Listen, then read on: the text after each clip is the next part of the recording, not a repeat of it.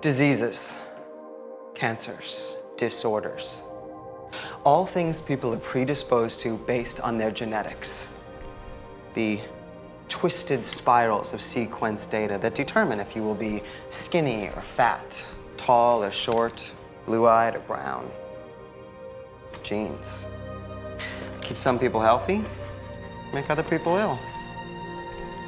It has been proven that a person whose family has a recurring history of cancer has a statistically higher chance of having cancer themselves. But is that where heredity stops? Is nothing else passed on? Does it go no further than the body? And if it can't be gauged through appearance or functionality, does it then not exist?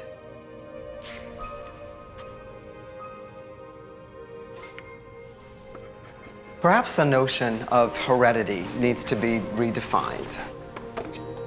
See, for my family, it goes much, much further than just illness or eye color. We, unlike most others, have inherited a prescribed destiny of random and untimely deaths.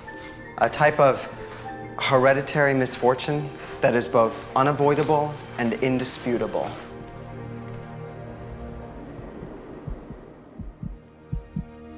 September 28th, 1968, 3 months after I was born, my father, Sergeant Thomas Smith, was concluding his first tour in Vietnam.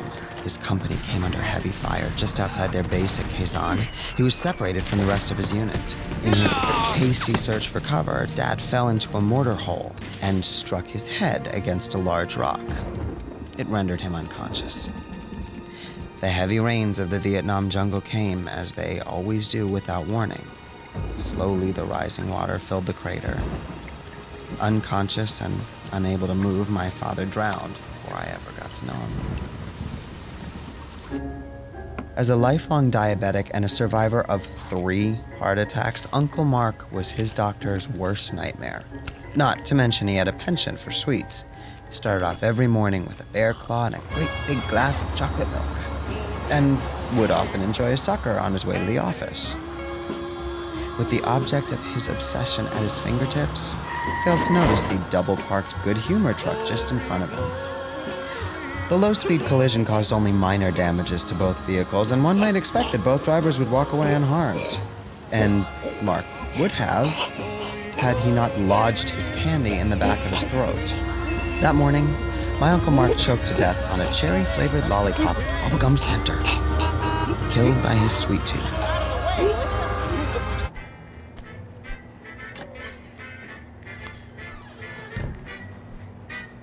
In October of 1982, my grandfather, James Smith, passed away when his toilet exploded.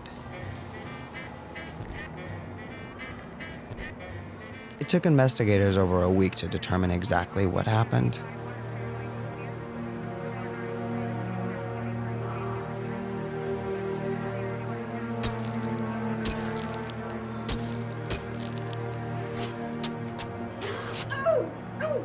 My grandmother thought she saw a bug in the wash closet that morning and did her damnedest to kill it.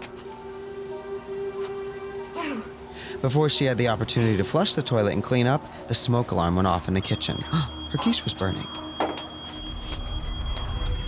Investigators found that when they were combined, the generic toilet cleaner and the generic bug spray produced a rather volatile gas. Then, as if somehow planned, as if ordained by God, the concoction of bug spray and cleaner mixed with the ammonia in Grandpa's urine, creating a sort of homemade napalm. All it took was the embers from his cigarette and...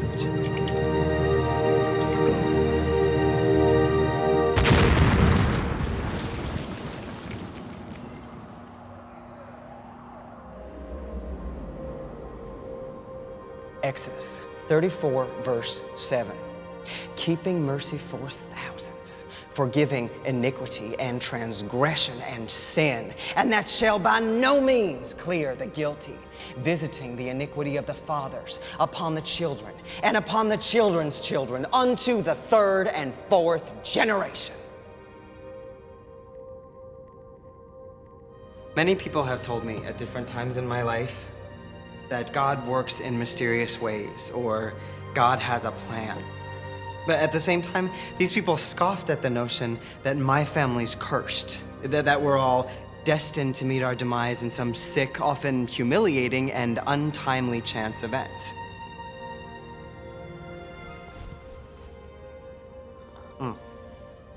They would say that God was calling members of his flock home, not just punishing us, right, or casting us carelessly into the ravine. Yeah. Well, my family's destiny, as it were, is more than just circumstance. It's more than a twist of fate or a chance occurrence. Oh, it is indeed God's will, because it is, after all, the hand of God that guides us. But it has been my experience that the hand of God is often curled into a fist.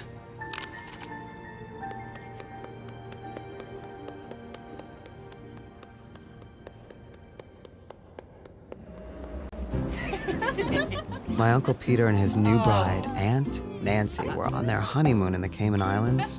After a delicious dinner and 2 bottles of champagne, she surprised Uncle Pete with a full-body sensual massage. Starting at his shoulders and working down to his feet, she blanketed every inch of him in massage oil. Although he was enjoying his new wife and her amazingly magical fingers, his asthma flared up unexpectedly. In his haste to reach his inhaler in the bathroom, he did not take into account the oil still coating his feet or their slippery effect on the tile. My Aunt Nancy became a wife and a widow in just 2 days. Last August, my older brother Philip, who was born blind, met fate. A 200-pound black man on his lunch break who had just become health conscious. Until their meeting, Philip had been a survivor. He beat cancer and meningitis. Some people would even say he was lucky.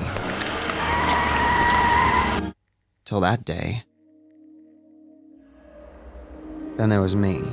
Sure, some people said that in light of all these events, I would be foolish to tempt fate, to purposefully put myself in a situation that's in keeping with the path of my family.